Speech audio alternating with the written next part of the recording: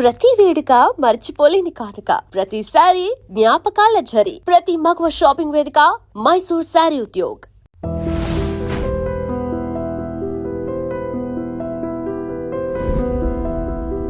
గుణశేఖర్ గారు, మీరు, గోపీచంద్ గారు, ఏది పాత డైరెక్టర్ గోపీచంద్ గారు అండ్ భరత్ నందన్ గారు నలుగురు బీచ్ లో పడుకొని ఉండేవాళ్ళు. బీచ్ డైరెక్టర్స్ కాలనీలో ఇల్లు కడుతూ ఉండేవారు అప్పుడే. ఇసుకలో ఆ ఇంటి బయట ఇసుకలు ఇటుకలు కంకరాలు ఉండేది కదా, ఇసుక మెత్తగా ఉండేది, చల్లగా ఉండేది. సో అంత క్లోజ్ గా మూవ్ అయిన మీరు గుణశేఖర్ గారు ఇద్దరు మాత్రమే సక్సెస్ అయ్యారు. వాళ్ళు ఓకే ఏదో కారణాల వల్ల వెనుకబడిపోయారు. అంటే ఈ ఇండస్ట్రీలో రిలేషన్స్ ఎలా ఉంటాయి అంటే అప్పుడు అంటే మళ్ళీ వాళ్ళు టచ్ లో ఉంటారా? మీరని కాదు, ఎవరైనా కూడా. అంటే మీరేమో ఇప్పుడు ఇలా ఉన్నారు, వాళ్ళేమో ఇలా ఉన్నారు, ఆ రిలేషన్స్ ఎలా ఉంటాయి ఇండస్ట్రీలో? డిపెండ్స్ అండి. ఆయన రజనీకాంత్ ఉన్నాడు, ఆయన బస్ కండక్టర్ ఉన్నప్పుడు ఆ బస్ ఆయనతో పనిచేసిన వాళ్ళే నేను బాబా షూటింగ్ లో వాళ్ళతోనే వాళ్ళు వచ్చేవారు. వాళ్ళు మామూలు బట్టలు మామూలుగా ఉండేవారు. వాళ్ళతో ఎవరితో ఇలా మాట్లాడుతూ ఉండేవారు. ఎవరంటే వీళ్ళంటారు అప్పుడు చెప్పారు అంట ఫ్రెండ్స్ అని. ఓకే. సో ఆయన్ని అలాగే చూసాను నేను. చిరంజీవి గారు ఉన్నారు, ఆయనకి నర్సయ్య అని చిన్నప్పటి నుంచి నర్సయ్య అంటాడు, ఆయనతో చిరంజీవి గారితోనే ఉంటాడు. ఆయన బాగా చూసుకుంటాడు. ఆయన నర్సయ్య కావాల్సింది ఆయన చేస్తారు. నాకు నాగార్జున ఫ్రెండ్స్ అందరూ గోలించుకునే అదే లేదు. ఇప్పుడు నా ఫ్రెండ్స్ వరకు నేను మాత్రం ఇప్పుడు కాదు, ఒక 10 years బ్యాక్ ప్రతిసారి వాళ్ళకి ఏదో చేయడానికి ట్రై చేసేవాడిని. ఏదైనా స్క్రిప్ట్ సైడ్ కానీ వాళ్ళకి ఏమైనా సినిమా వస్తే కానీ వాళ్ళతో నేను తిరిగి పని చేయడానికి నేను మ్యాక్సిమం ట్రై చేసేవాడిని. వాళ్ళకి వర్కౌట్ కాదు. ఇలాంటి వాళ్ళతో రిలేషన్ ఉంటుందా మీకు ఇప్పటికీ? ఇప్పటికీ వాళ్ళతో మాట్లాడుతుంటాను. రిలేషన్ ఎక్కడికి పోదు. మీరు బేసిక్గా ఏంటంటే మీరు middle class or upper middle, ఎలా మీ మిడిల్ క్లాస్? ఓకే. అంటే నాన్నగారు ఎంతసేపు ఈ స్టేజ్ డ్రామాలు వీటి మీద, బట్ అయినా కూడా నాన్నగారికి దో మేము ఒక చిన్న టౌన్లో ఉన్న చాలా ఏంటంటారు దాన్ని అడ్వాన్స్ థింకింగ్ ఉండేది ఆయనకి బాగా. అప్పట్లోనైనా ఫుట్బాల్ను టెన్నిస్కి పిచ్చి. ఓకే. మెడ్రాస్ నా దగ్గరికి వచ్చారు. మా ఇంట్లో టీవీ లేదు, భరత్ గారి ఇంట్లో బ్లాక్ అండ్ వైట్ టీవీ ఉంటే అక్కడికి వెళ్ళి టెన్నిస్ చూసేవారు. ఆ టెన్నిస్ రూల్స్ ఉంటాయి కదా, ఆయన నాకు నేర్పేవారు. I'm talking about 1981, 82. In Chennai కదా? చెన్నై. మెడ్రాస్ నుంచి నన్ను చూడడానికి వచ్చి అప్పుడు I think Steffi Graf time, Boris బెకర్ time అది. ఆ టైంలో వింబుల్టన్ జరుగుతుంటే టీవీ ఎక్కడ ఉందిరా అంటే భరత్ ఇంట్లో ఉందంటే భరత్ ఇంటికి వెళ్ళి. సో అది నాన్నగారు విలేజ్లో ఉన్నా కూడా ఆయన థాట్స్ అన్ని వెరీ అడ్వాన్స్డ్గా ఉండేవి. సో ఆయన ఐడియా మిడిల్ క్లాస్. ఓకే. నేను అంటే ఒక 25 సంవత్సరాల కిందట ఈ చోటా గారు నేను ఒక పెద్ద ఇంత సక్సెస్ఫుల్ పర్సన్ అవుతానని, ఇంత డబ్బు సంపాదిస్తానని, ఫిలిం నగర్లో ఇంత పెద్ద బంగ్లాలో నాదవుద్దని ఎప్పుడన్నా ఊహించారా? అసలు నేను ఊహించలే. ఏదో అప్పట్లో కెమెరామెన్ 1,00,000 రూపాయలు తీసుకుంటే అద్భుతం అని నాకు తెలుసు. నేనున్నప్పుడు ఆ కెమెరామెన్ త్వరగా 3,000, 1,500, 1,000 రూపాయలు ఇచ్చేవారు. బ్యాట్ ఏమో 15 రూపీస్ నాకు కెమెరా అసిస్టెంట్గా. త్వరగా కెమెరామెన్ అయిపోవాలి, త్వరగా ఆపరేట్ అయిపోవాలి, త్వరగా ఆపరేట్ అయిపోయి త్వరగా కెమెరామెన్ అయిపోయి 1,00,000 రూపాయలు రికమెండేషన్ తీసుకోవాలి, చాలు ఇంకా లైఫ్. అంతకంటే ఎక్కువ లేదు నాకు. ఓకే. సరే కెమెరామెన్ అయిన తర్వాత ఒక మంచి కార్ ఉంటే బెటర్. ఒక మారుతి 800 కాదు, ఇది కాదు, ఒక 1000 చేసి ఇది కాదు, స్కోడా ఉంటే బెటర్. స్కోడా కాదు, పజీరో. పజీరో కాదు, బెంజ్ కాదు, స్పోర్ట్స్ కార్ కావాలి. అంటే అంతు లేదు. సో అది కావాలంటే ఇక్కడ కష్టపడాలి. ఓకే, మనకి ఎనర్జీ ఉంది, పవర్ ఉంది, బలం ఉంది, ఇంటెలిజెన్స్ ఉంది, చేద్దాం.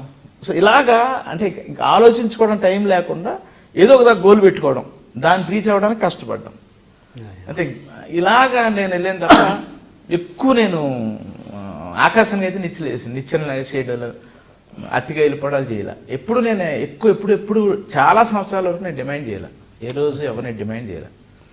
వాళ్ళు ఇస్తే నన్ను పెంచినట్టు, నన్ను పెద్దవాడిని చేసినట్టు అలాగే ఫీల్ అయ్యి, అలాగే నన్ను ఇండస్ట్రీ నన్ను పెద్దవాడిని చేసుకుంటూ వెళ్ళింది. నన్ను కంఫర్టబుల్గా నాకు కావాల్సిన డబ్బులు ఇస్తూ నా చేత పని చేయించుకుంటూ. ఓకే. ఇప్పుడు ఏమన్నా కొత్త డైరెక్టర్ వచ్చి ఇండస్ట్రీలో చాలా వెరీ న్యూ కమర్ వచ్చి మీ దగ్గరకు వచ్చి గొప్ప కాన్సెప్ట్ చెప్పేసి ఇమ్మీడియట్లీ రెమ్యునరేషన్ ఆలోచించకుండా ఇప్పుడు నేను చేసేది అది ఆల్మోస్ట్ ఒక 3 ఏళ్ళ నుంచి నాకు నా మేనల్ ఒకటి తయారయ్యాడు. ఇప్పుడు అందరికి సన్ స్ట్రోకులు, ఫిల్మ్ ఇండస్ట్రీలో చాలా సన్ స్ట్రోకులు ఎక్కువ. నా వైఫ్ అనేది నీకు నీ తదనంతరం ఎవరు లేరు, నీకు బాగా బలుపు, నువ్వు ఎవరిని కేర్ చెయ్యు, నువ్వు బాగా రఫ్గా ఉంటావు అంటే చిచ్చి అదేంటది అని నీకు ఎవరితోనూ అవసరం లేదు. అబ్బాయి అదేం లేదా ఈడుస్తే అరేడు. ఇప్పుడు ఈ నా కొడుకు కోసం నేను ఫోన్ చేసి, ఇప్పుడు సపోజ్ నాకు కాజల్ సమంత కావాలి హీరోయిన్గా, వీడికో సమంత ఏం చేస్తున్నావు సామ్, వాట్స్ హ్యాపెనింగ్, అవయ్యూ ఏంటి అడ్రస్ పిచ్చిగా ఉంది మంచి ఇలా మాట్లాడతాం. ఇప్పుడు హాయ్ డార్లింగ్ ఏం చేస్తున్నావు నాన్న, ఒక కథ ఉంది రా సామ్, ఇలా మాట్లాడాల్సి వస్తుంది వీడి కోసం. సో అంతకుముందు నా దగ్గరికి, ఇప్పుడు కాదు, నేను కెమెరామెన్గా పనిచేసేటప్పుడు కూడా ఎవరన్నా డైరెక్టర్స్ నా దగ్గరికి వస్తే కథని ఏ హీరో అయినా సరే ఆ హీరో ఇంటికి వెళ్ళిపోయాడు నేను కారులో ఎక్కించుకుని.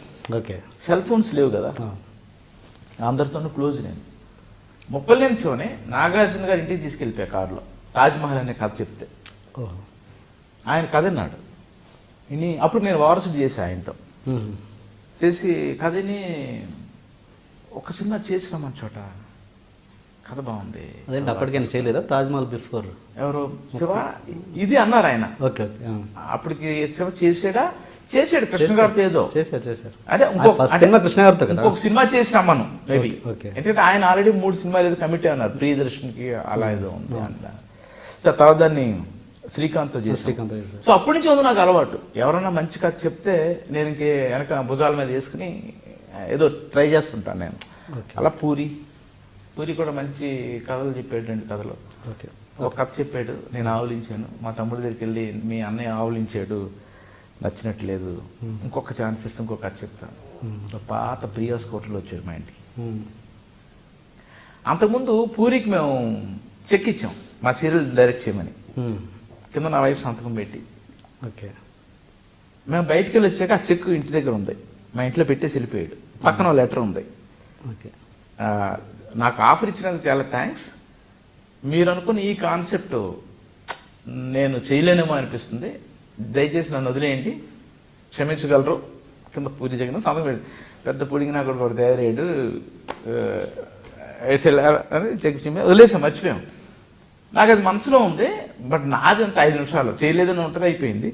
ఆ తర్వాత మా తమ్ముడు ఫోన్ చేసి పూరి కథ చెప్తాడంటే నా వైఫ్ ఏమన్నా అంటదేమో, సీరియల్ చేయను అన్నాడు, మన అతను ఇంటికి తీసుకుని కదండి ఈవిడ అన్న అంటదేమో అనుకుని అతను వచ్చి కథ చెప్పడానికి వస్తే ఇంటి బయటే మెట్ల కింద కూర్చుని కథ విన్నా. పొద్దున్నే 6 గంటలకి ఆ కథ వినేటప్పుడు ఆబ్వియస్లీ పొద్దున్న లేవగానే ఆవులిస్తాం కదా 2-3 సార్లు. పాపం కథ అంతా చెప్పేసాడు. మా తమ్ముడి దగ్గరికి వెళ్ళి మీ అన్నయ్య ఆవులించాడు, కథ నచ్చినట్టు లేదు, ఇంకొక ఛాన్స్ ఈ కథ చెప్తుంటే లోపల నుంచి కాఫీ పంపించింది నా వైఫ్ పూరికి.